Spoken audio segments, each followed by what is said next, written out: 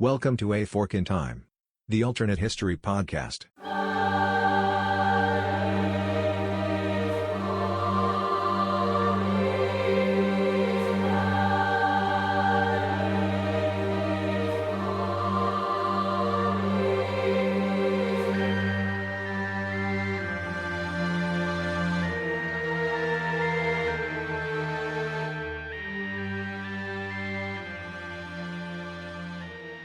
Welcome to A Fork in Time, the alternate history podcast. I'm Eric Rush. I am fortunate enough to kick off our reboot of the podcast here, and I'm joined by a group of friends here. So I will have everybody go around and introduce themselves, and then we'll also introduce our topic for today. So Chris, would you like to say hi to the good people? Hi to the good people. And we have Dylan here today. Hey everybody, how's it going? And we have Robert. Hello. And last but certainly not least, we have Eric Darling Bond, who is frozen at the current time, but hopefully will unfreeze for the rest of the podcast, because that will actually be very important. So we hope that everybody has weathered well through our little hiatus. I think the Fork in Time team has had a lot of life happen to us over the past few months. So for those who are joining us, we really appreciate you sticking with us, and we are excited to get the podcast rebooted. We are planning to have our weekly podcasts like we have been for the past few years, and so we're excited to get that going. We're also excited to get a room where it happened up and going, so we will have both podcasts. So today we have maybe a little bit of a lighter subject to reboot our podcast. And so who would like to introduce our subject for the day? Dylan, I'm gonna volunteer you. Yeah, so basically the idea is we're going to kind of combine our love of trying to find ways to stop or screw up World War II with a little bit of pop culture to keep things light. So today, basically, what we're going to do is we're going to explore the idea of what if arguably one of the progenitors of sort of the gentleman spy concept had died before he could execute his idea as part of his intelligence operations in World War II. So we're going to be exploring what if the great Ian Fleming had died in the midst of World War II while executing intelligence operations before he could begin to sort of flesh out this idea of the most iconic gentleman spy, a certain James Bond 007. Did I sum that up? Yeah. No, I think you summarized that very nicely, and so we know that Ian Fleming wrote his books largely from experience. I mean, again, there was certainly a lot of fiction involved there, but this is a person writing about spies who was absolutely himself a spy, and a spy doing a lot of dangerous things during a dangerous time, and so there's any number of ways that he could have died much earlier, and because I think if I recall correctly, he survived until the mid-60s, but in this case, the what we are painting will not have him survive until the mid-60s. So as we always do on A Fork in Time, when we talk about the what if, we always precede that talking about the what did. So could we just take a little bit of time, guys, and talk about a little bit about who Ian Fleming was, maybe a little bit about his pre-author history as a spy, and a little bit about what he wrote, not just James Bond, but of course Chitty Chitty Bang Bang. But so he was prolific with his James Bond series, and so guys, who was even Ian Fleming?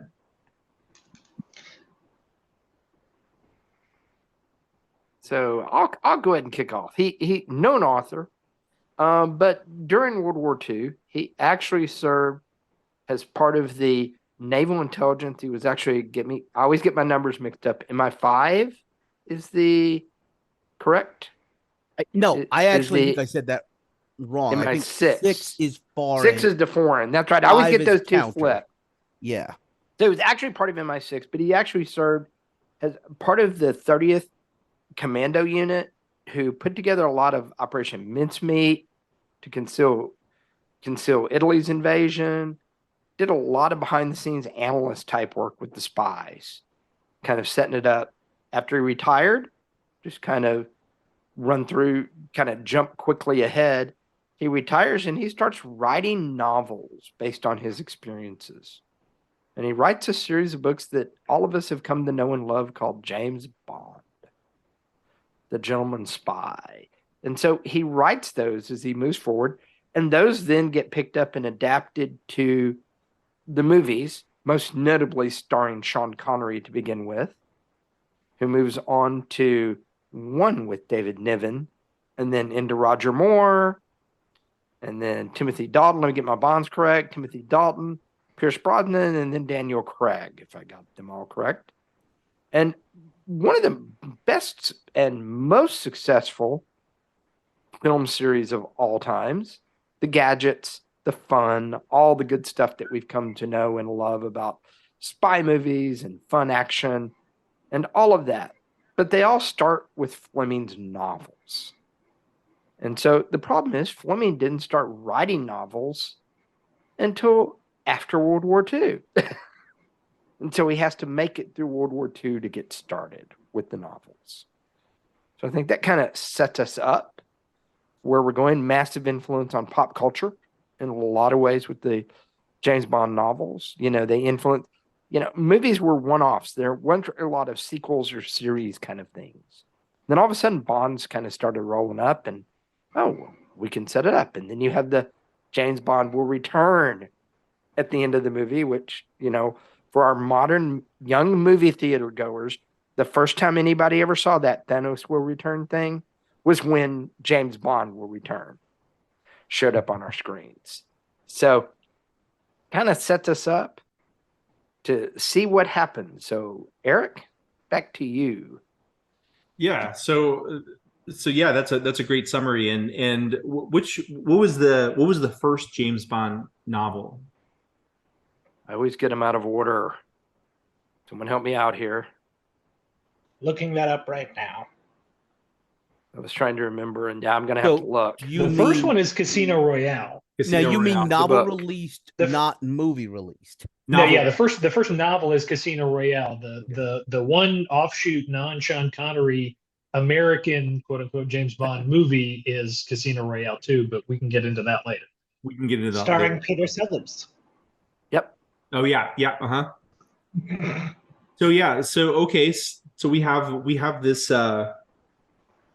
person who's writing these novels post-war, and this becomes a movie franchise and a whole archetype. And so I think, at this point we all understand that conceptually this archetype of the gentleman spy based on James Bond, and there's been an infinite amount of derivative works that have been based on this. So the what if in this case is, what if that didn't happen? So we are saying, what if Ian Fleming never wrote these novels? And there's a variety of different ways that we could make that happen. But here on A Fork in Time, we prefer to do the things very neatly and just kill people off early. Yes, very much like an intelligence service. We prefer our executions clean and calculated. Absolutely. The only time we've saved any human in this entire podcast is during the British royal family episode where we managed to save Diana. Not true. Oh, okay. We did an episode where we saved McKinley. Okay. Oh, I remember Oh that. boy, William McKinley. So we have What an impact he had on history. So we I can't have believe it. an extensive A Fork in Time body count. And that is a weighed against Princess Diana and William McKinley only. So, listener, please do your math on that. So we like to do things very cleanly here, and so how could we do that here? And just so everybody knows, before we actually record, there is we usually for 20 or 30 minutes just chat. And a lot of that's just sort of catching up because we haven't seen each other for a little while, but also a lot of it is coming up with our strategy for the episode. And so what we all agreed on is there are a lot of ways you could kill Ian Fleming in World War II. Dangerous guy, dangerous times. But we did decide on one And Chris, was this yours or that we decided on? I think the two real solutions. Well, Robert jumped in as soon as I started, because I can't actually get to the point. When I started going down the road to the point, Robert jumped and saw exactly where I was going both times. Robert does help us get to the yes. That's that. But what we decided, kind of a Kitchener situation. Okay. He was going to a conference in Jamaica in the, I want to say, summer of 1942, when the Atlantic was not exactly ours. Mm-hmm. So anybody on a boat in the Atlantic in 1942, I mean, if we see you, we're probably using that to kill you off on this podcast. It's at your own risk. Not a good place. So okay, so what exactly happens then, guys? I mean, I think it's pretty simple. He's on a Royal Navy destroyer heading towards Jamaica to attend a conference on intelligence cooperation with the newly formed OSS, the newly entered United States, who hasn't had a chance to clear out its lake yet. And he gets sunk by a German U-boat, which are newly operating in American waters. Or should I say continental, in waters near the United States, because now they can be all over this instead of worrying about angering the United States again. Right. So okay, so waters close by the U.S. So he's sunk, and at this point he's sort of he's not particularly high ranking. He's what, a lieutenant commander at this point, something like that. We don't know him. Nobody knows him. Nobody knows him. He is a behind the scenes analyst who has managed to worm his way in to do things and has a decent reputation, but yeah, that's about it. I think the best way to describe it, I immediately jumped to say he's kind of like a Jack Ryan analyst, and I'm like, oh wait, that's a horrible example, but at least he's what Jack Ryan keeps pretending he is, I guess. That he's flying the desk. His dad knew Winston Churchill. They were both members of Parliament. And when Ian Fleming's father was killed during World War I, Winston Churchill wrote his obituary for his dad. Okay. So he's not totally a nondescript human, but his death doesn't necessarily make major waves. No. There are several boys' preparatory schools where the headmaster is having a celebration because he was kicked out of many of them for having multiple girlfriends brought over on school grounds and trying to start gambling rings. So, it's a mixed bag. A mixed bag indeed. So, okay, so some celebration in some British boarding schools. Who hasn't been there? Sounds like a British Richard Nixon. Yeah. As a man of the people, I have not been to a boarding school. I was going to say, so he's basing characters on real life is what I just heard as he moves on. Not just the spy part, but all the other parts too. Yep. Well, very good. So, okay. So he's gone. So because he's a nondescript analyst in British intelligence, on the macro level, nothing happens differently with the war, right? It proceeds as it did, but then all of a sudden, actually not all of a sudden, there's no all of a sudden. There's just life. And so what happens? Man, it's really sad that we started this off by basically saying Ian Fleming did not make much of an impact on one of the most important war efforts. Let's continue. Well, I think it's just that his impact has already happened, because I mean he had he was kind of one of the big brains behind the whole sort of kernel of the Operation Mincemeat idea, where they throw the dead body with the fake message on the beach in Spain, and the Germans find it, and blah, blah, blah, blah, blah. And then somehow, ipso facto, Italy's open. and I just read that he suggested it should be called Dead Body in the Water, and we killed him at sea. And oh god! All right, Yeah. let's try to clean. I think World War II is clearly where he's working on his naming conventions, and he hasn't gotten it right down yet. So, even depending on what happens, spy novels are not as excitingly named. I think probably the most important thing that we have to get out of the way is that if Ian Fleming, I correlate them so well in my head. If Ian Fleming dies in World War II, there is a very upset American ornithologist, or he's not upset because he doesn't realize how famous he's going to end up being. But there is an American ornithologist who is very much less famous than he is in our timeline, just for the sake of having the name of James Bond. Oh my god, my childhood would be so much easier when meeting people.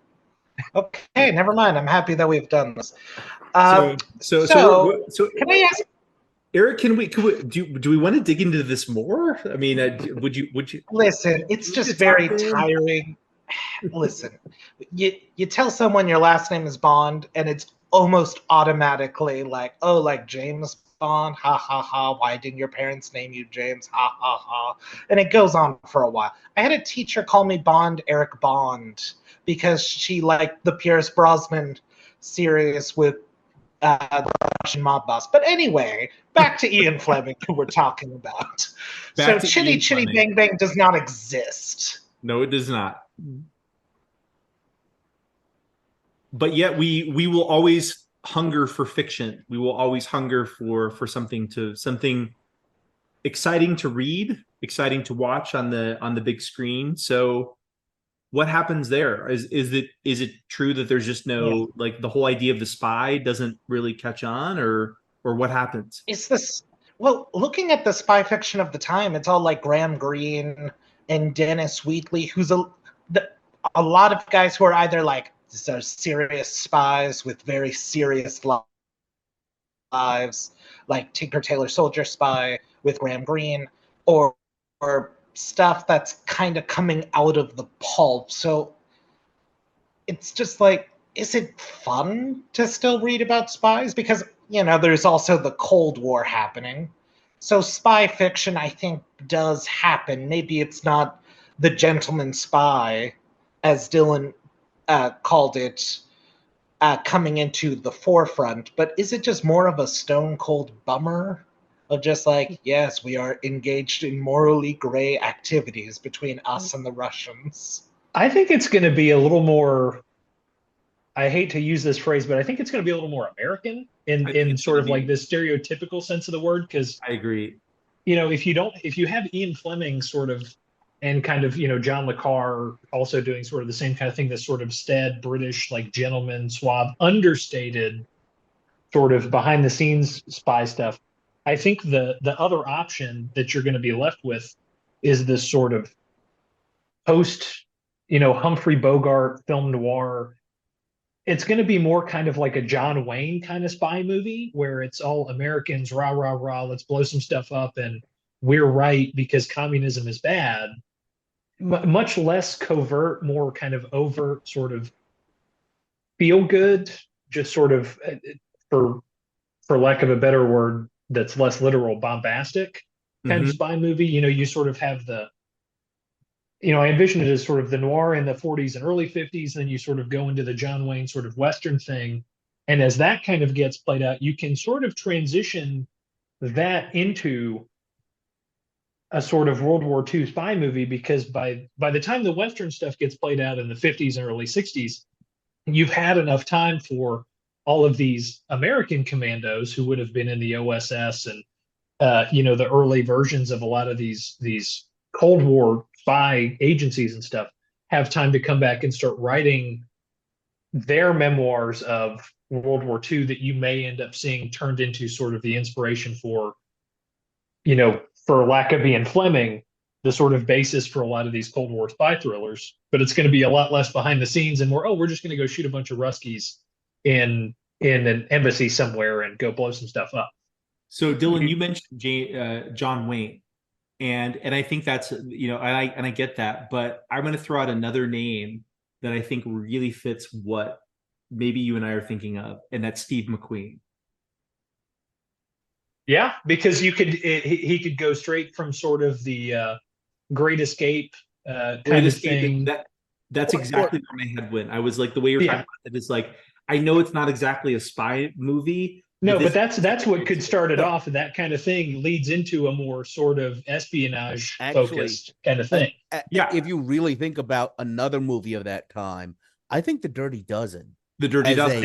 As Yeah. a behind the lines commando group, like that has an intelligence aspect to it.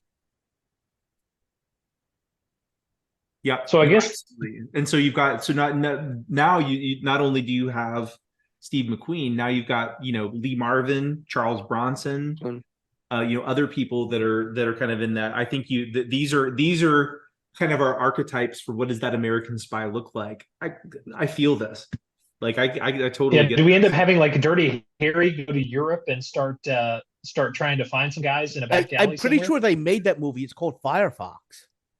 Oh, that was great movie, Chris. and yeah, that would actually be that actually would be a really good example of what Firefox is, the prototypical American spy movie. Yes. By the way, made just for the Cold War. Just to explain to people what that is, because that's a bit of a deep cut I just made.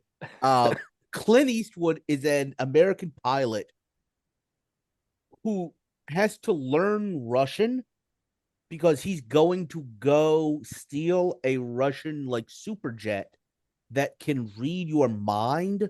So he has to learn how to think in Russian so that the plane will understand his like neural commands. Is that basically what this is? Yeah, that's basically Correct. what it is. And it's like, it's this plane that obviously never existed. They called it, what do they call it? Like the MiG-31 or something like that. MiG-31, Mach 6. Yeah. And stealth before stealth. Yeah, it was crazy. Like it was all the things that you would want on a plane rolled into one, and it read your mind, but only in Russian. So I'm going to throw something out here just to sort of, because for the sake of argument, I feel like we need a sort of American analogy to Ian Fleming, just to kind of keep the conceptual timeline kind of on the rails. And, if we kind of stretch out these different eras, there is an American author who kind of lines up with sort of a sort of delayed Ian Fleming sort of spy novel career, and that's Robert Ludlum. Yeah. Because his first book came out in 1971. And for people who don't know, he is the guy who ends up writing the Bourne novels that become the basis for the movies that Matt Damon, made a big deal out of.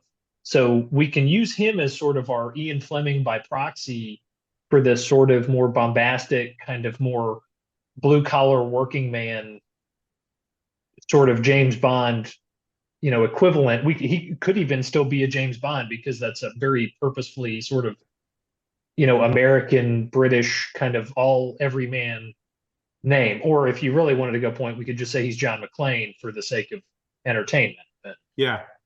Well, and Robert Ludlum, he wasn't a spy, but wasn't he? He was in the military though, in the U.S. military, wasn't he? He was a Marine actually. I think in World War II is what branch he was. So he did have the military experience and sort of the operational know-how to be able to put some of this realism into his novels. So, if he's a Marine, he's a very hands-on, boots on the ground, it really kind of antithetical to the James Bond aristocratic sort of spy. He's going to be a very, we'll call it small d democratic sort of an intelligence officer. This is who America produces.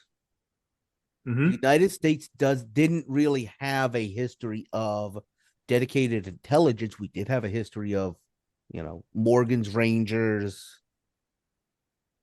special operations, small units during all of our wars, but professional intelligence did not exist. So that's kind of an outgrowth of American society as opposed to an outgrowth of British society. Yeah, no, I completely agree. I think this is who the U.S. produces, and So okay, sorry, go ahead, Chris. yeah, just to ask this to the people around. Yes, the United States produces these. Is there a another British author? Is there somebody that kind of fills a British perspective of this? I'm thinking kind of about, if we think about and we didn't make this connection, but the British invasion, that kind of rediscovery of our cousins across the ocean in the early 1960s. I think Ian Fleming and his novels are part of this, but is there I would say, for the sake of just temporal consistency, probably the most famous one that we could easily slot in, and I'm mostly saying this because Ian Fleming dies in the sort of, in the 1960s, kind of right as the James Bond stuff pops off. But John le Carre, or Le Carre, I can never quite figure out how to say it. He survived until 2021. He just recently passed away within the last couple of years, so he could end up being, in this sort of alternate universe, this sort of standard bearer for a kind of British, he's not as much of the gentleman spy kind of thing, but he's in that sort of vein. Just because in, like, you picture 65, 66 in the United States, if you have a British accent, you are getting access to places. Yeah. But I don't think those spy things, those take off, because I think it really takes the movies. Yeah, well, I think so too. To make it. But that was I think Fleming's novels become a big deal, but not until Dr. No is on film with Sean Connery. Yeah. I think what you're going to end up having happen is, instead of sort of a British, sort of film industry coming up out of the novels of Ian Fleming, I think you end up having, sort of a natural American outgrowth as sort of the Western dies. The Hollywood machine picks the sort of American spy thriller as the next thing to kind of come into. And as that sort of kind of gets, produced into the ground in, say, the late 70s, just to kind of keep your typical sort of machine Hollywood trend kind of pattern going, you can have a sort of British outgrowth to that, which conveniently tracks because you have guys like John le Carre start to have 10, 15 novels under the belt that you can have sort of these more, restrained gentleman spy productions of, to sort of give a breath of fresh air to a Hollywood that's now kind of like, oh yeah, we've seen Clint Eastwood go to, Monte Cassino and punch Nazis for the 8th movie in a row now. We don't need to see that anymore. Let's get something different. So I think that's kind of where it ends up. The other thing that I just, as a musician, kind of want to point out is, do we have, and this is kind of just an abstract question that doesn't really have a good answer, but without Ian Fleming, do we have the sort of iconic movie theme song as it exists today, without sort of the James Bond, Live and Let Die, Skyfall, that iconic soundtrack? Do we have something like that, do you think? Does it become a sort of pop culture measuring stick? Do Robert Loveland's Bourne movies, get Paul McCartney to start writing the theme song, or does that kind of die as a concept? I don't think necessarily it dies. It may not be that these kinds of movies, are the vehicle for it. I agree. But I think about, if we're, what's coming out contemporaneous to Dr. No as a movie? Jailhouse Rock. Had to bring Elvis into this, didn't you? Okay. Well, I just like that. That's like perfect, that because he would be a perfect sort of American spy movie character. I wasn't even suggesting that. I was just more of a, like, the idea of the music vehicle, the Hard Day's Night, the Jailhouse Rock, things like that. We've mentioned Casablanca. Like, as time goes by, you hear that song, you think of that movie. Even before we just killed off Ian Fleming, that, like, as soon as you have sound with movies, you have this connection made. So, but I think just because you did that, of the particular prestige that goes along with being chosen for the soundtrack, and that choice being very much reflective of, you know, sort of the zeitgeist, being, you know, that is kind of indicative of the feel of the movie. I mean, you can kind of go down the list, and I could tell you who the artist was, who was the kind of the theme song for that movie, and you could probably tell me the movie, not because you remember it, just by the year that artist was popular, you know? Yeah. So here's another thing that I just thought of, and this is more because of the sort of James Bond. So you know, obviously Sean Connery probably doesn't become sort of eponymous with James Bond, but more broadly speaking, you know, the James Bond movies were, at least to what I can think of, you know, one of the first series of movies that kind of was sort of serialized and had multiple sequels. The only thing that I can really think of before that is like, you know, some spaghetti westerns like the Clint Eastwood's Man with No Name trilogy, where you kind of know he's the same character, but they never expressly state it because they don't know if they want to connect all these movies together.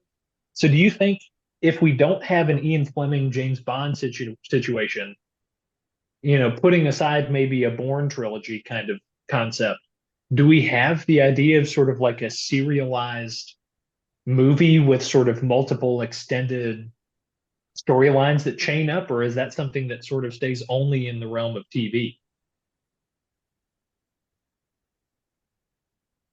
The other thing I was going to throw out, because you brought it up, Dylan. Well, Chris brought it up.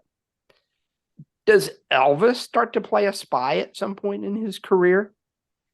He sees that as a way to be a more serious actor, because that was one of his big deals. He wanted to be a I think that would certainly be actor.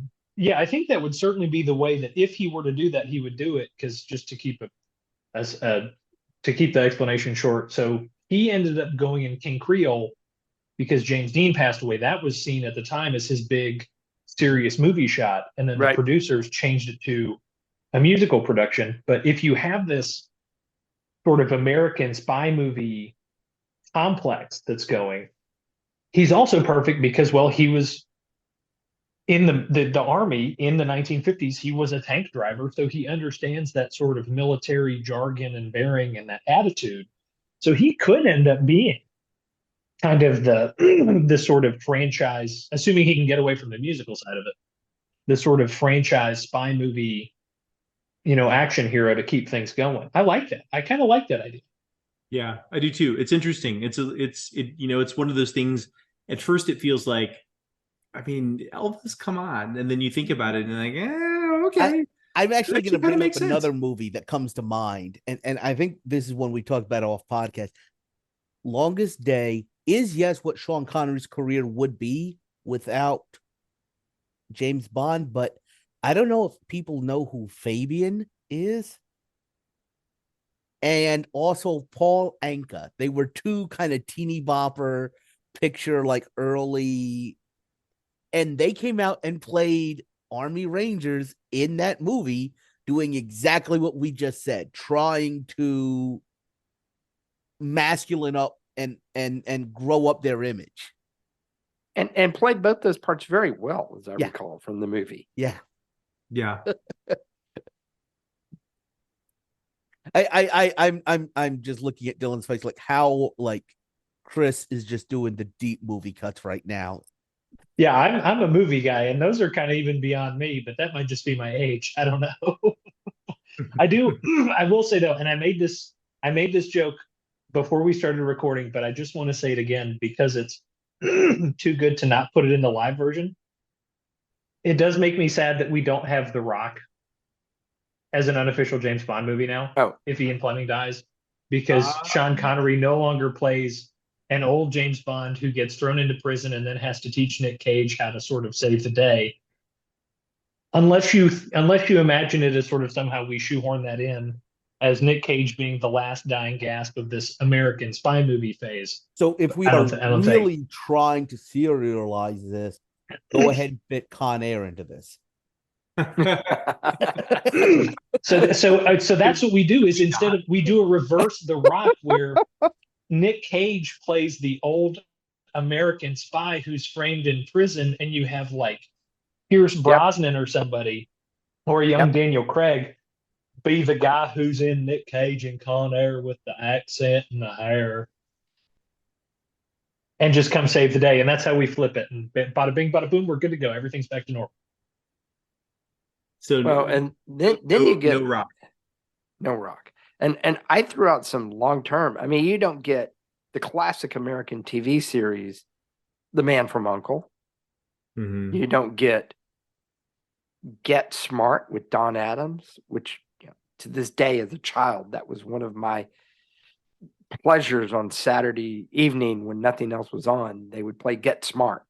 Yeah. Or do you get a version of that is that what starts the sort of British response? Do you get it from TV instead of movies on the British side of things? Potentially. But do you also lose Bill Cosby because there is no I Spy? Yeah, there's no I Spy. There's no Austin Powers. There's no Johnny English. All gone. I don't know about there not being any Austin Powers, because I can see, Mike Myers being able to turn the sort of Canadian kind of outsider's perspective just as easily on an American sort of braggadocio spy as he could on a British gentleman spy. I think it just would be a different Austin Powers. But it would be something different. It would not be Austin Powers. It wouldn't even it wouldn't resemble Austin Powers in any way. I don't know what we would call it, but yeah, could Mike Myers, with his ability for comedy and accents, figure out something? I mean, anybody who's seen So I Married an Axe Murderer can say yes, he could figure something out. He would think of something. He would think of something. So I promised us. We talked about all of our ideas off podcast, but I promised you guys I was going to drop one. Okay. Live. Do it. Fleming's books create this idea of a superior British intelligence. Very much in all of the movies, he's kind of like the guy who knows what's going on, and the Americans are almost his little brother, nipping at their heels, wanting to come along and play. Right. Without that impression created, United States intelligence did cooperate very closely with the British. If they don't have this almost inferiority put in their head, how effective are the Cambridge Four?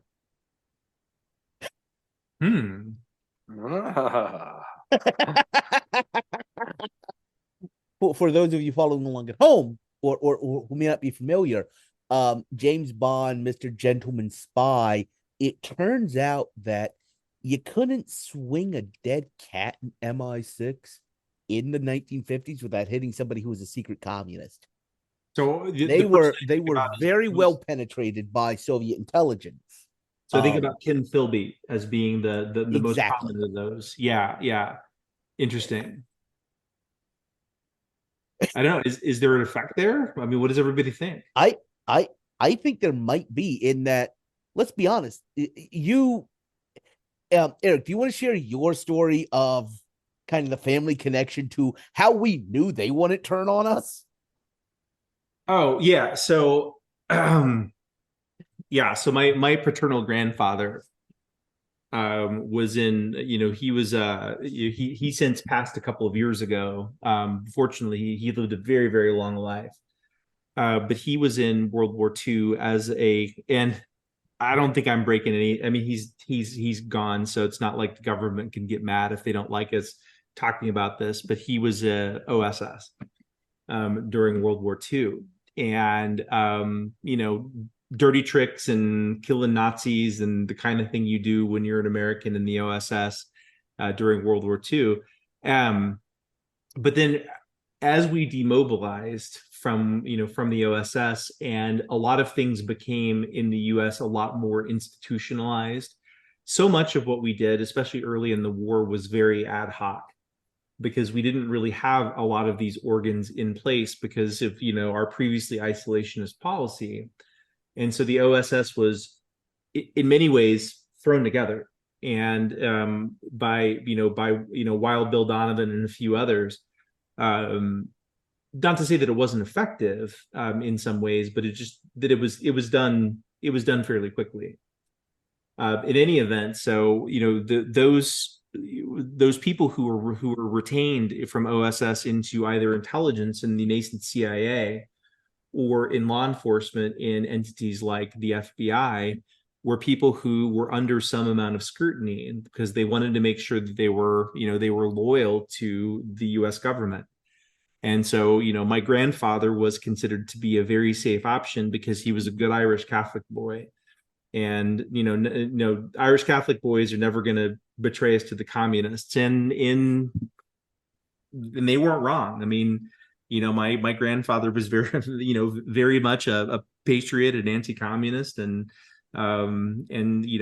So he was a good bet. Now he ended up going into the Kansas Highway Patrol and not the FBI, but he was still in law enforcement. But the point still holds is, as a government, who's loyal and how do you know that?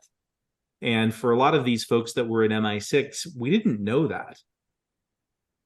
And so there was a level of trust we assumed with the British because they've been at this for hundreds of years. There's no way they have leaks, right? Except they did. Like a sieve. Yes. Well, and so maybe that's the question. Do you think that in a situation where, the sort of American pop culture of it doesn't create this understanding that, oh, the British and the Americans are on the same side, who do we turn to? Does it then become sort of like not even on the same side, just this idea that the British just not connected?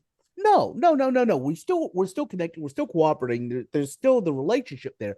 But this conception that the British, like anybody who talks with a British accent, you can drop them in any situation with like a pen, with a joke shock pen, and they will somehow save Western civilization. Mm-hmm. Okay, so what if we replace just extrapolating in reverse? There's a good segment of the American population that is of Scots-Irish descent. What if instead of a sort of staid British person, instead we have it be sort of people from Scotland or Ireland who the Americans decide to use as sort of their cover? And all of a sudden, if you decide to start dropping somebody with a Scots Highland accent in the middle of Britain, they're going to be able to fight the commies without anybody knowing about it. Just turn the pop culture on its head a little bit. Interesting. I'm just curious. Any thoughts, Chris and Robert? I hadn't thought about the Irish doing that, because that does drop a whole new world on it. See, the thing I'm not sure about is, listen, watching American films from this time period, you can tell they're a foreigner if they have a British accent. Period. Yeah. So it's the Star Wars thing where all the bad guys have British accents, all the good guys have American accents. Yeah. So I am not sure that the average American viewer at this time understands the complexities of United Kingdom accents. Okay. Well, so I just thought of this. How about this instead? I also would say this, to get to Eric's point of staffing FBI counterintelligence and OSS with Irish Catholics may mean they're anti-communist. If there's one people that are pretty far up there on their list, it's British aristocrats. They didn't love it. They didn't love it. Yeah. What about instead? What if if Americans have this kind of sort of, guns blazing sort of attitude to international, at least in the American pop culture sense, this sort of highfalutin guns blazing attitude to international espionage, quote unquote, from the pop culture understanding of it. Do you think that makes it easier for the Soviets and sort of Soviet related, even potentially British intelligence to get not necessarily more of a foothold, but to move more sort of unobserved. Because if there's less of this understanding of, okay, the British are automatically sort of these super spies and we work super closely with them, they're just kind of seen as sort of different, but nobody knows quite why. There's not as much of a sort of hand in glove kind of relationship. Do you think that gives a sort of McCarthyist Red Scare era of the 1960s and maybe 70s sort of a Does different Reagan get the hue? 76 nomination at the Republican Party is your question. Okay. Robert. So this is quite a butterfly here. We kill Ian Fleming by a U-boat in 1942, and now Reagan wins in 76 the nomination. Interesting. You're gonna have to unpack that for us, Robert. I like it. So think where Dylan's going. So it's more accepted that we're guns blazing against the Americans. Communism is, because James Bond, if you think through James Bond and the novels and everything else, especially by the time he gets to movie adaptations, the communists aren't the bad guys. It's Spectre, whoever they are. They're the Al-Qaeda of James Bond. So, but if we stay with pure Americanism, the communists are the bad guys all the way through. So the American public is much, much more predisposed to jump on Reagan's evil empire because he was anti-communist all the way through, starting early. And even Nixon was perceived really as a staunch anti-communist. That's why only Nixon could go to China to do it. True. So it predisposes the cultural impact, predisposes the American public to more readily jump on the Ronald Reagan bandwagon in 76. Okay, so two thoughts about that. One is the movie that's being described is True Lies. Yes, it is. Yeah, that's the movie that's being described. And I will say, like, that movie came out in high school. I really enjoyed it. It's not good cinema, and I'm doing air quotes for those of you who are just listening. It's not good cinema, but it's very enjoyable. And so what you're describing is True Lies. So I'm of the age where Jamie Lee Curtis was like a contemporary of mine growing up. Yeah. So that movie is all that for me. I'm just saying, I'm laying that out up front. That's fine. That's fine. I get it. So you've got True Lies, and so you've got a very different sort of spy, but presumably we might have butterflied in a little better segment or sentiment to Reagan as opposed to Ford in 76, but we haven't butterflied away Watergate, presumably. Or Correct. Vietnam. But so can a Republican still win in 76? Well, if you but all I said was he had the nomination. Dylan's got go ahead. Yeah, you did. So you may be able to, and this is something that I just thought of thinking about the comparison between Richard Nixon and like a Casino Royale sort of suave James Bond. Depending on how this sort of iconic American secret agent image is portrayed, Nixon may not have to do Watergate to try and win up the election in 72. He may be able to play on, depending on how this sort of American spy imagery goes, his own past. This is a shout out to some people that on the Discord that we had a discussion about a while back. There's a conversation that I was in with some people about Richard Nixon's gambling history in World War II, believe it or not. Imagine, and I'm just going to set the stage. I'm going to pull in Eric Bond and kind of set the stage here. Imagine a movie sort of set in World War II. You've got a sort of Pacific vibe, maybe a Macau kind of, luxury sort of resort for the GIs. You come in, it's a smoke-filled room. You've got a card table, and sitting at it is a Richard Milhous Nixon in his military, relaxed uniform, sort of, rolled up sleeves, untucked shirt, and he bluffs a lieutenant with a pair of twos. This is actually a thing that happened. This is how Richard Nixon funded his first congressional campaign. He beat a lieutenant that he was playing cards with on a pair of twos out of like $2,500 or something like that. So you can actually conceivably in this alternate universe imagine that Richard Nixon has this sort of suave bad boy American spy imagery to play up, where he may feel confident in himself that he doesn't have to go. Now, notwithstanding that Richard Nixon is probably still the kind of guy who would go break into Watergate, he may not feel that he has to because he's got this sort of suave card player spy energy to fall back on to win him the 72 election that then gets Reagan in 76. If you don't change the 60 election, you do not change Richard Nixon's personality in 68 or 72. Agreed. But you give his PR people something much easier to work with if you bring up the story about the card game. Well, the fact is he didn't have to do Watergate in 72. He didn't have to do it. He was gonna. Nixon was always gonna win 72 in a cakewalk.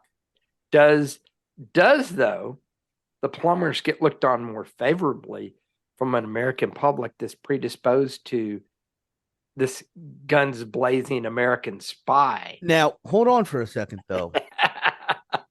The plumbers and what they are doing is more British, is more James Bond style than correct. What I've assumed we're talking about. They do not use any violence. They do not blow anything up. They do not go in the American way. Right. So how are they? How does this help them? It's still a spy. It's a spy game, and it gets spun as a spy game because now American spies are more accepted and not viewed as a bunch of bumblers. Especially with somebody who's as rabid anti-communist as Nixon in a world where the pop culture is tuned much more towards anti-communism instead of a generic evil spy mastermind organization. And all I said was he got the nomination. Yeah, he doesn't have to win. He just has to get nominated. And then if he gets the nomination and loses, does 80 never happen? So hold on. So what's the timeline for 76 again? So 76, Reagan gets the nomination, but all of Chris's stuff holds true where Watergate, Vietnam, etc. It doesn't matter. Yeah. Jimmy Carter is still going to win no matter what. Yeah, agreed. Given those set of circumstances. But Reagan, because the Republican Party says, nope, you had your shot. You don't get a second one. So Reagan can't get the nomination in 80. So they nominate Bush, 41? Maybe. Against Carter? Still? Yeah. So here's the thing. So if it's Bush and who is surrounded by, I mean, it became an overlapping crowd of people. Right. But he had Bush had his own people, and they were different from Reagan's people. Very much so. What would happen with the Iran hostage crisis? So what would have been the resolution of that? Would there have been an effort to stall? No. I think the Iran-Contra still happens the way it did. No, not Iran-Contra. That's later. Iran hostage. Iran hostage. And here's why I say that. The Iran hostages were released under Carter, period. Yes.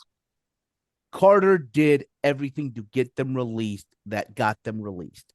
The only reason that Reagan is in the discussion is because he had technically taken the oath of office. Timing. By the time that the plane touched down, it was solely. It was January 20th. Like yes, it was literally January 20th. Exactly. Yeah. So the hostages are still released. The one thing that's going through my mind is, and I will say this, George H.W. might be an American James Bond. Oh, I mean, he ran the CIA. Dad was the Bush family is despite W's good old Midland boy accent, they are as American aristocrat. Yeah, he's from Connecticut. LBJ was the last Texan ever elected. Yeah, Okay. correct. Agreed. So Um, interesting. Okay, so what happens? So does Bush win in 80? Or does Carter win a second term? I think if you ask me, Carter wins the second term. I actually agree with that. I think Carter wins a second term. Yeah, but And then Bush I didn't think- have the political skill to win. I don't think he did Against- either. And it was a very different sentiment at that point. But now you have Carter, who gets his second term, so he's 8 years in office, but you have this kind of, we'll call this a bubbling sentiment for more conservative elements of the US political spectrum, for sort of this sort of muscular intelligence that, in all honesty, Carter didn't embody. And so what does that mean for 84? So because I would say in 84,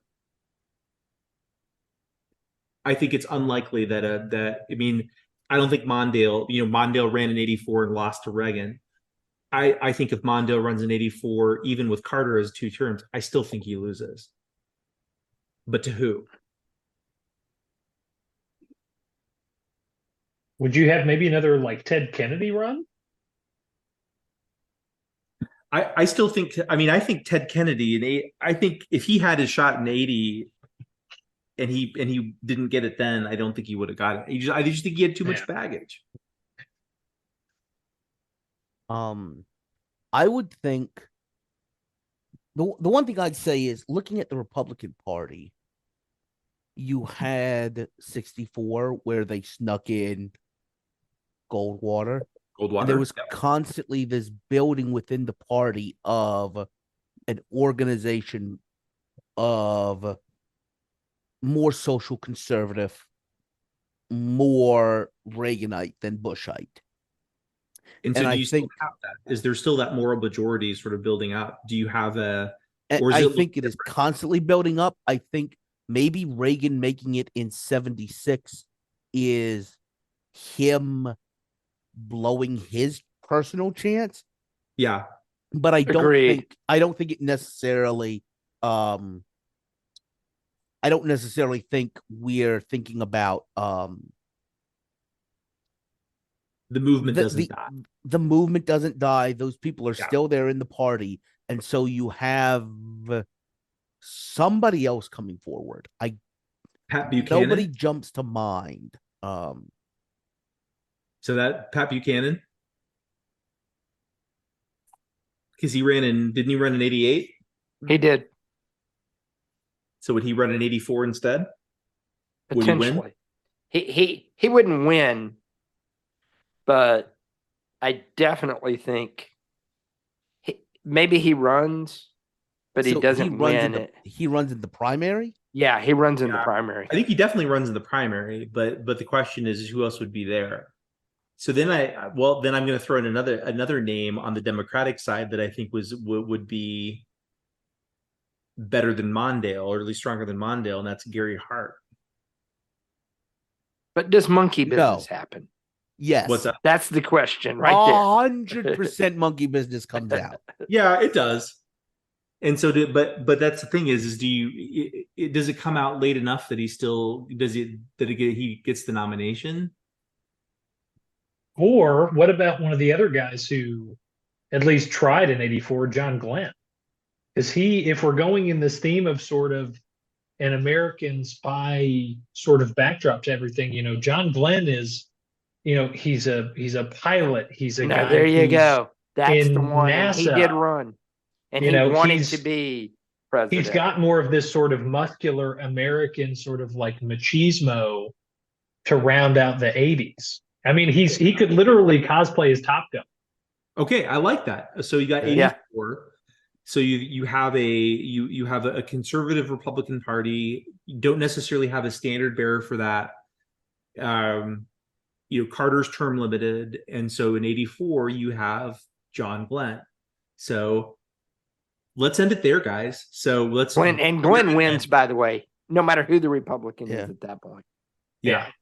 So we have killed off Ian Fleming in a U-boat attack to Jamaica in 1942, 42. and we end up with President John Glenn. Well done, guys. Well done. I told you I was saving one, and when I dropped it, you watch where this episode is going, and when I start talking about Philby, it's like, wait, what? That's great. Well, so that I have to say, guys, this is a worthy episode to reboot us. It was a little lighter episode, but we still had a lot of good historical context for that. So that's great. Any last minute comments from anybody? Any last minute thoughts before we wrap up for the evening? I do have one last minute thing, and it's just real quickly going back to the idea of sort of the American spy movie main actor in a franchise. And I know we talked about Elvis, and I'm going to have to show my Memphis colors here, but there's one other possibility from a Sun Studios alumnus, no less, who could potentially have played that. He was never really an actor, but he was in Intelligence in World War II, or shortly thereafter. Does anybody know? You talking about the first man to find Johnny out Cash. about Stalin was dead. No. The first man to find out about Stalin's secret speech. Yes. Just The first man imagine in the the West. introduction of the first James Bond movie. You know, Sean Connery sitting at that table, but imagine Johnny Cash instead in a suit with the cigarette, playing cards. It's the same attitude. No. Do we have Ring of Fire playing? No, listen, Johnny Cash was actually working for Air Force Intelligence as a radio intercept officer. Yes, he's the first person to find out Stalin died. Yes. Yeah, that's his bona fides right there. That's really interesting. Well, that's a great send off, Dylan. We appreciate that. So Chris Robert Dylan. So thank you for joining me tonight. This was a lot of fun for a reboot. So for all of us who are listening, or for everybody who's listening, thanks for tuning back in. So this is our kickoff of A Fork in Time. We will have a Room Where It Happened coming up very soon, and we will start getting in the swing of things. So we will have regular programming for you guys. We hope to have another live stream. I think all of us on here who are joining the live stream had a lot of fun with that. Dylan will get the pleasure of being not just part of the audience, but part of the cast for that next live stream. So we really hope you'll join us for that. And we will make sure that everybody knows when that will be. You'll have plenty of warning for that. Don't worry.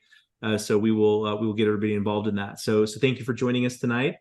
So before we sign off, we'll say we'll end as we always do. So Dylan, if you see a fork in time, what do you do? Take it and don't stick it in the turkey, like I said the last time. Don't stick it in the turkey. All right, everybody. Thank you guys for joining me tonight, and thank you all for listening. Good night.